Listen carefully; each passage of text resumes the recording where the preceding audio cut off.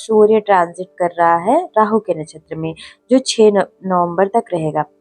इसके पहले सूर्य नीच का हो ही गया है और सूर्य एक अग्नि का तेज पुंज है और ग्रहों का राजा है। ये सबको प्रभावित करता है, सबको प्रकाशित करता है, लेकिन ये ग्रसित होता है राहु और केतु से। अब जब ये राहु के नक्षत्र में प्रवेश कर रहा है तो ये आध्यात्मिक रूप से और भौतिक रूप से कमजोर पड़ जाएगा। हाँ, उनके लिए ज्यादा दिक्कतें होंगी जिनके भाग्य का स्वामी या लग्न का स्वामी सूर्य होगा, या उनकी कुंडली में सूर्य की महादशा, अंतरदशा या प्रत्यंतर दशा चल रही होगी, या अन्य ग्रहों के साथ इसकी अंतरदशा और प्रत्यंतर दशा चल रही होगी, या ये उनकी कुंडली में स्वयं ही राहु के नक्षत्र में होगा, या ग्रह दोष आदि बना होगा, तो उन सबको ज्यादा ही इफेक्ट होगा। अब चूंकि ये आत्मा का कारक है, दिल का कारक है, हार्ट रोग, बीपी और साथ ही पिता का कारक है, मान सम्मान का कारक है। तो 24 अक्टूबर से 6 नवंबर तक अपनी हेल्थ को जरूर फोकस करें, पेरेंट्स में पिता को भी फोकस करें, साथ ही अपने सम्मान को भी फोकस करें, क्योंकि ये तुला राशि में गया है जो शुक्र की राशि है और अब राहु के नक्षत्र में ट्रांजिट करेगा।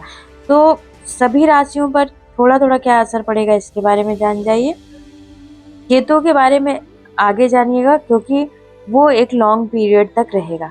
तो अगर हम आते हैं मेष राशि पे, तो चूंकि ये उनके पंचम भाव का कारक करता है, तो यहाँ पर उस व्यक्ति का जो मेष राशि वाले होंगे उनको मेंटल डिस्टरबेंस क्रिएट करेगा। उनके बच्चे हैं तो बच्चों से रिलेटेड दिक्कत आएगी, हेल्थ इशू क्रिएट होगा, और दोस्त हैं तो दोस्तों से भी थोड़े कॉन्फ्लिक्ट क्रिएट हो सकते हैं। और अगर सरकारी कार्य से रिलेटेड हैं, चीज़ें चल रही हैं, तो वहाँ पर थोड़ा संभल के रहें और सूर्य की पूजा जरूर करें। आते हैं वृषभ राशि के ऊपर।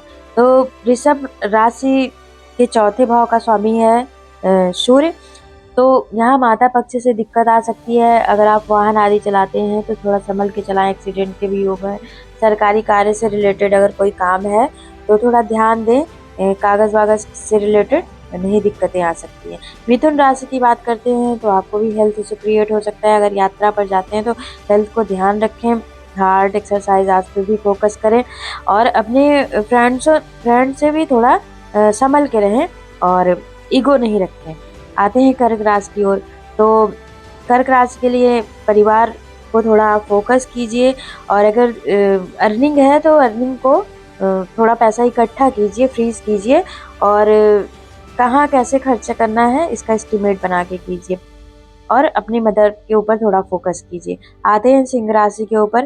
तो सूर्य चूंकि आपके लग्न का भी स्वामी है, तो आप गायत्री मंत्र, हृदय स्तोत्र आदि का भी पाठ करिए, और छोटे भाई बहन में भी कॉन्फ्लिक्ट क्रिएट हो सकता है, उनसे दूर हो सकते हैं, पैसे ज़्यादा खर्च हो सकते हैं, और अगर अभी कुछ और अधिक काम के लिए सोच रहे थे तो थोड़ा मैनेजमेंट के थ्रू करिए, लाइफ में थोड़ी दिक्कतें रहेंगी।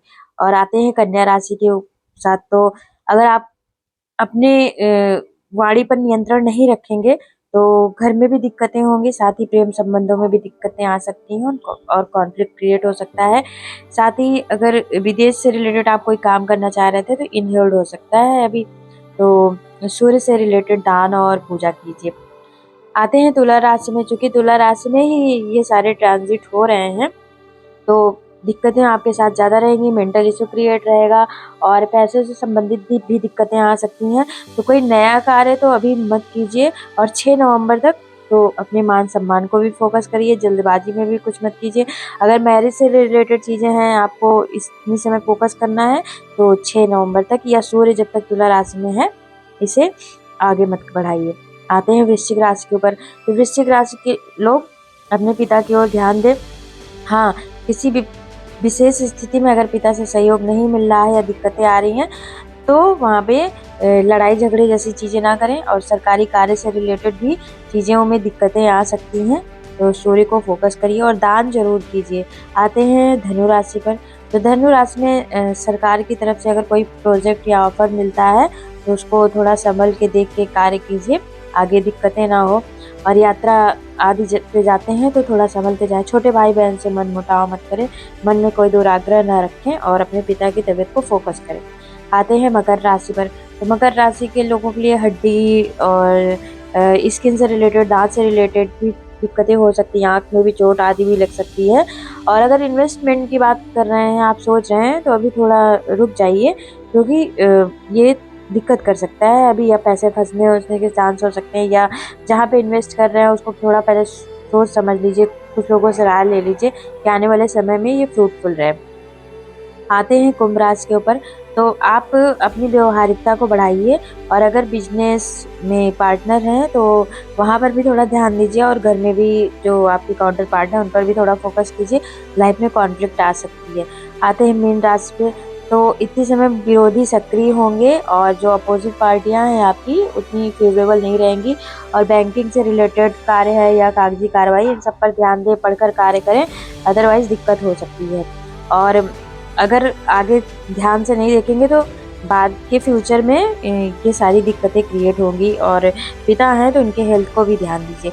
इस तरह 24 अक्टूबर से 6 नवंबर तक सूर्य से संबंधित उपाय ज़रूर कीजिए। सूर्य से संबंधित उपाय में आप आदित्य